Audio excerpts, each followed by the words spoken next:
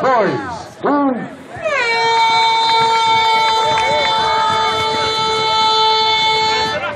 E a primeira largada simbólica, a sala oficial cidadana terminada. Largada da Copa Verde. Pisa no tapete azul, pisa no tapete azul. Pisa no tapete, pisa no tapete.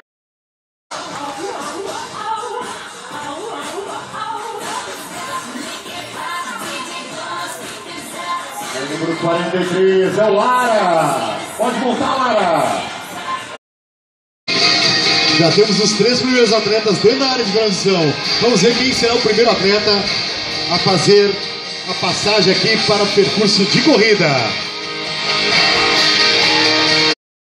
Vibrando muito, Reinaldo. Primeiro atleta a completar a prova. Chegou longe, chegou muito bem. Liderando a prova. E olha aí, é o número 6 em segundo. Passou tranquilo aqui, Luiz Pereira. Luiz Ferreira completando a prova. Grande chegada, Luiz. Pisando no tapete vermelho, fazendo muita festa, levantando o braço aqui a Furriela. Passou pelo corte de chegada. Primeira atleta do naipe feminino a completar a prova. Grande chegada, Carolina Furriela. Primeira atleta do naipe feminino a